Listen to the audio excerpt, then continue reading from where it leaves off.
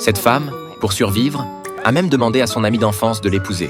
Ella n'avait pas d'autre choix que de révéler son secret. Elle souffrait de diabète. À cause de difficultés financières, elle ne pouvait pas suivre un traitement efficace. Elle pensait donc qu'en épousant un militaire, elle pourrait bénéficier gratuitement de soins médicaux.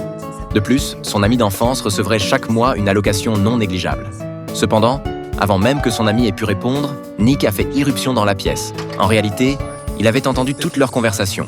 Le père de Nick était policier militaire, et l'armée vérifierait minutieusement ce genre d'arnaque au mariage. Grâce à l'avertissement de Nick, Ella a réalisé que cette affaire était loin d'être aussi simple qu'elle l'imaginait. Puis, son ami lui a annoncé qu'il s'était remis avec son ex-petite amie et qu'il ne pouvait pas participer à un tel mensonge avec elle. En entendant cette nouvelle, Ella a perdu son dernier espoir de survie et n'a eu d'autre choix que de partir, abattue. Par la suite, Nick a appris par son ami qu'Ella avait perdu son père très jeune et que sa mère l'avait élevée seule, au prix de grands sacrifices. La mère et la fille n'étaient pas non plus des citoyennes légales.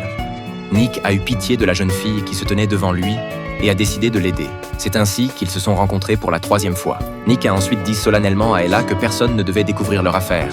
Sinon, ils seraient sévèrement jugés par un tribunal militaire. C'était leur secret pour toujours. Ils ont convenu qu'Ella bénéficierait d'une assurance maladie gratuite pendant 1 an et qu'ils partageraient l'indemnité à parts égales.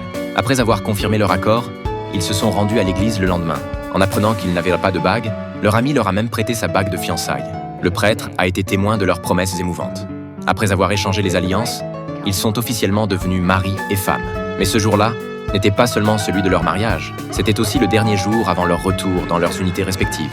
Après le repas, ils ont décidé de passer la nuit dans une auberge sur le quai. Mais quand Ella est entrée dans la chambre, elle a été surprise de constater qu'il n'y avait qu'un seul lit. Nick n'y a pas prêté attention, car il était extrêmement stressé par ce faux mariage et son départ imminent pour le front. Ella a alors réalisé que Nick n'était pas aussi fort qu'il en avait l'air. Elle l'a donc réconforté, en lui disant qu'il était vraiment courageux. Touché par la douceur d'Ella, Nick a eu envie de l'embrasser. Ella s'est d'abord dérobée, mais Nick l'a arrêtée. À ce moment-là, Ella n'a plus pu contenir ses émotions et s'est mise à embrasser passionnément Nick. Le lendemain, le moment de la séparation est arrivé. Avant de partir, Nick a donné à Ella un morceau de papier avec l'adresse de sa maison.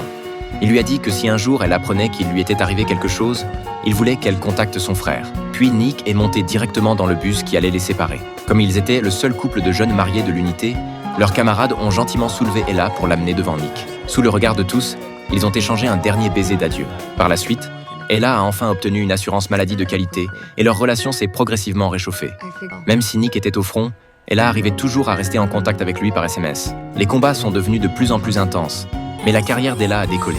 Grâce à son talent et à ses efforts, elle est devenue le centre de l'attention. Mais les bonnes choses ne durent pas éternellement. Nick, loin de chez lui,